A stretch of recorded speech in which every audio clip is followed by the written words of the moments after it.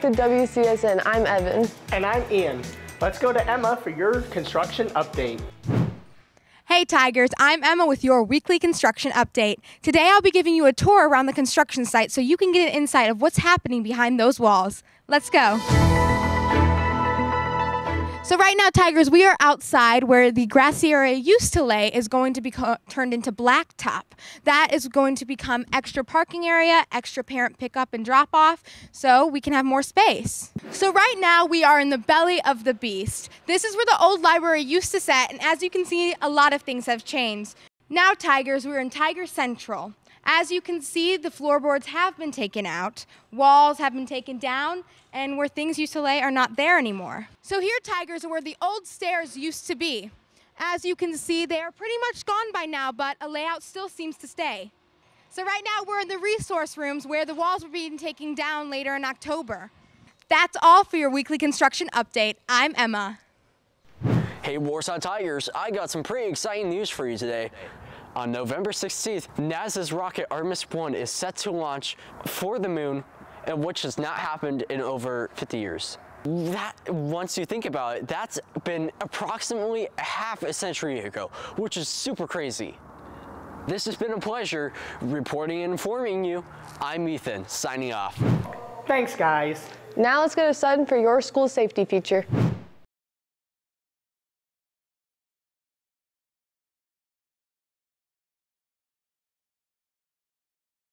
It's very sad, and unfortunately it's happening too often.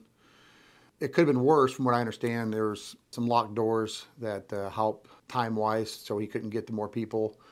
And then it sounds like, from what I read, that officers responded pretty quickly and fortunately were able to take him down. It just gets kids and staff thinking, if something does happen, that they know what to do and how to do it. They're not going to be caught up by surprise that when this does happen, because the worst thing you can do is nothing. So you have to react, whether it's evacuate, barricade, counter, all those are options. It obviously depends what part of the building you're in to where the threat is at. You know, it's so much of these drills, the reason we practice it is because that's how we want you to carry it out. If there were a real life situation now, we pray that there's never a real life situation, but we would rather have students and staff be prepared for that. When you leave the school, you will be working at some point, and whether it's a factory or you could be at a shopping mall, you could be at a restaurant, active shooters. And not only at schools, it happens more at those places than they do at schools, actually. So the training you get here could actually have big benefits for if something were to happen when you're not in school and you're at a business or a church or a mall, and you do know what to do in those situations. And for us, like I said, our number one priority is student safety. Making sure students feel welcome and at home here. Safety is so important.